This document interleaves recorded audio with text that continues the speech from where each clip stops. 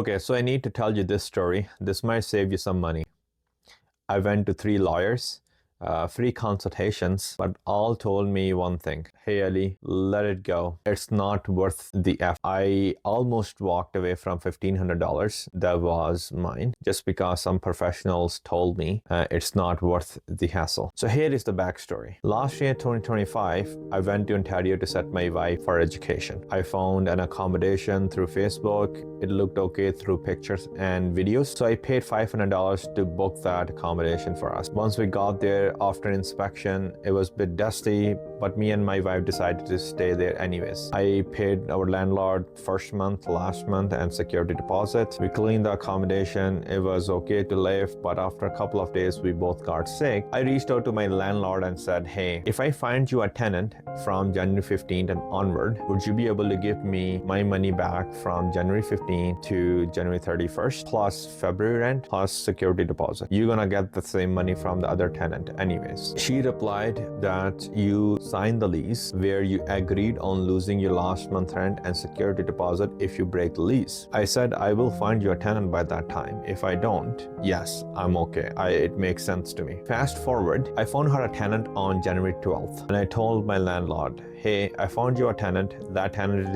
is better because she's gonna stay for next 8 months while my lease were only 4 months. You got a tenant for long term. She has a stable job and I think she likes the apartment as well. You could go directly sign with her and I will be out by January 15th. My landlord made it really complex for me to do that deal. She was insisting on making me sublet the room rather than assignment. I was like, hey, you don't get to decide whether I sublet or assign. You get to refuse if you do not like the tenant based on the facts, but you don't get to decide what I would do. And I was more insistent on let's do a lease assignment. That's straightforward. The other person takes over the lease, I'm out, and you and the other person deal directly. I don't have to be the middle person by subletting the room. So my landlord did not agree with me for the 10 days. So I had 3 options. Stay until end of February and then vanish. Keep staying for 4 months until my lease is over. Get the accommodation assigned to the other tenant and just pursue that legally. I choose the third option. January 25, my landlord vetted the new tenant and me and my wife were out of the accommodation by January 31st. Even though she was gonna get the rent from the new tenant and security deposit, she did not return me anything back. She kept my $1,500 and she pointed out a clause in our lease that said basically, if I leave before the end of the term, we lose those deposits. Rule, you signed it. Look, I read that clause. I saw my signature on it and I thought maybe she's right. Maybe I just screwed myself. But it did not sit with me. Something felt off about it. I couldn't explain it. I just knew, or I thought I knew, that landlord could not put any clause, whatever they want, on the lease and just make it stick. So I went to some lawyers and got some advice. First lawyer I went to, he was very nice and he sat me down and he said, look, I understand your frustration, but LTB process takes time and what you're gonna get out of it, you might spend more in the process. You have already absorbed 2 months of the cost. Let's just pay another 2 months, then you don't have anything to worry about. Then I went to another lawyer. I didn't get to talk to him because that was only for low-income families. The third lawyer I talked to, I was pretty optimistic that I'm gonna get an answer, something along the lines that I'm gonna get my money back. However, the other lawyer said, just negotiate with your landlord. You might be able to find a middle ground where you both agree and do not have to go through the landlord and tenant board. I tried talking to my landlord the one last time after leaving the accommodation. Hey, I do not want it to be messy. I have been in Canada for the last 9 years. I never had a problem like this. I think it's pretty unfair. You get the money from the new tenant and also keep my money. I totally understand. If I leave your apartment without finding someone, sure, it totally makes sense.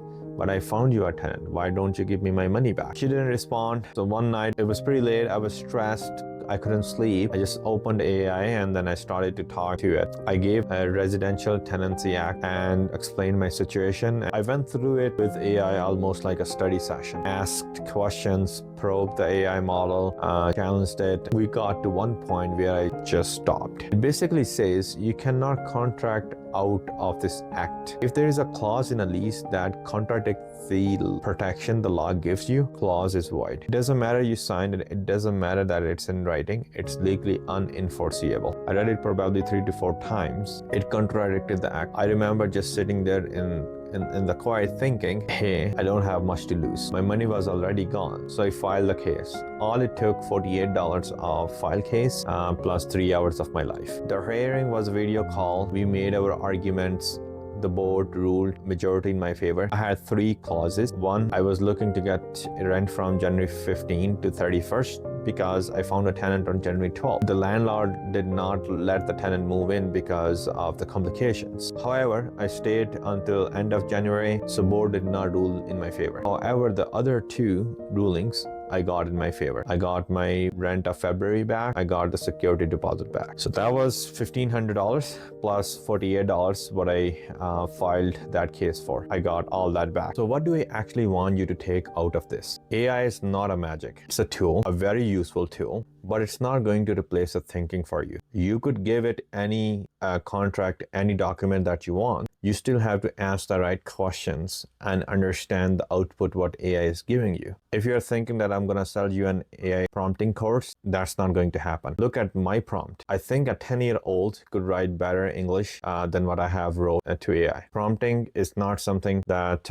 you have to spend quite a bit of time. Nowadays, ChatGPT, Claude, any other model, once you give any broken English, they will convert into something reasonable and then feed that to the model.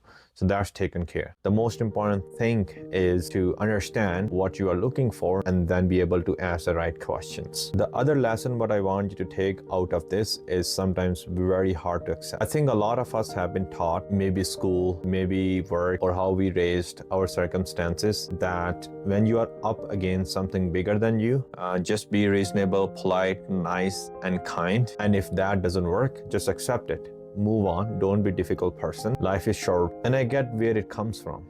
I really get it. If I was the same Ali who was an international student, I might not have even talked about to anyone, let alone going to even lawyers. I might have given the rent of 2 months and send an apology letter saying, I'm really sorry. I apologize for the inconvenience I caused. And here is the 2 months rent. But the situation was different. I have learned, and this was a hard lesson, that sometimes you have to advocate for yourself. If you do not advocate for yourself, nobody else is gonna do for you. Not because people are evil, just because that's how sometimes it works. Some people don't understand the language of being nice, polite, and kind. They need to face or see the consequences of what they have done in order for them to realize they are doing a terrible thing. If you're dealing with a landlord situation, or honestly any situation where a person in power tells you don't have options, just read the law first. AI can help you read and understand. If you're dealing with a landlord situation, you have fought and won, or you are in the middle of it, I genuinely want to hear it. Drop it in the comment. Share this with someone who needs to hear it. You might have someone in your life who is told just to give up. Thank you very much, and I will see you in the next video.